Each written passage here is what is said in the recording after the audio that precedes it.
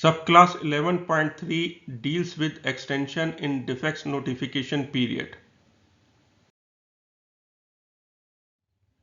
This is an interesting new provision within the Fidic 99 version, and it did not appear in Fidic 4th edition contract. This allows the defect notification period to be extended.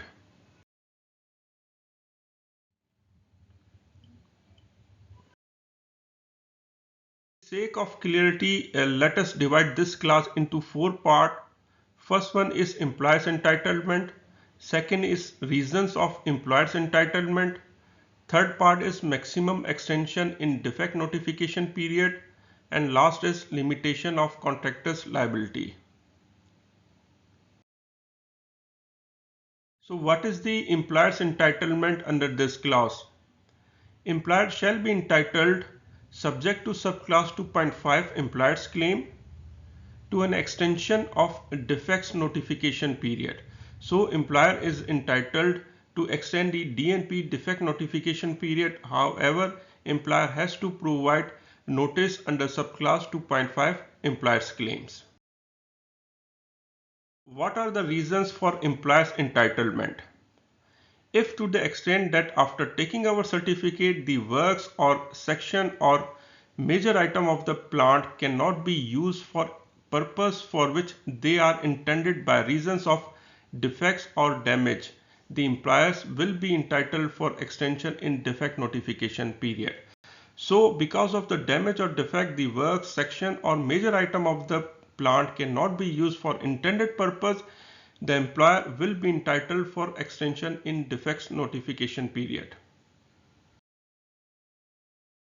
What is the time allowed for maximum extension in defect notification period? The defect notification period shall not be extended by more than 2 years. What is mean by that?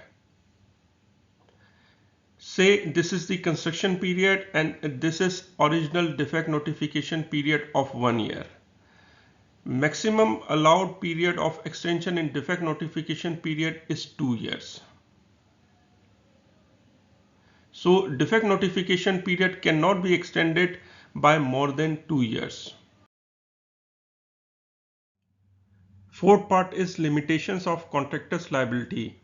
If delivery and or erection of the plant and or materials was suspended under subclass 8.8 suspension of work or under subclass 16.1 contractor's entitlement to suspend the works.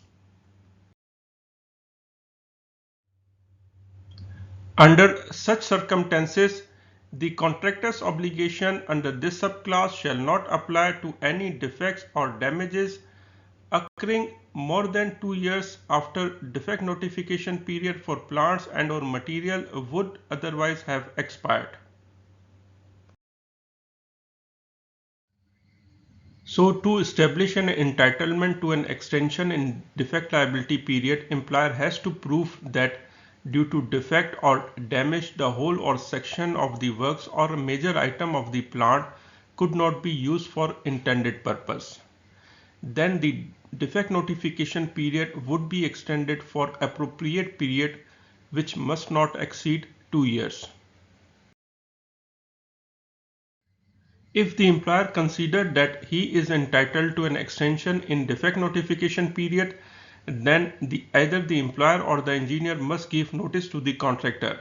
The notice must be given under subclass 2.5 as soon as practicable after the employer become aware of the circumstances and before expiry of the defect notification period.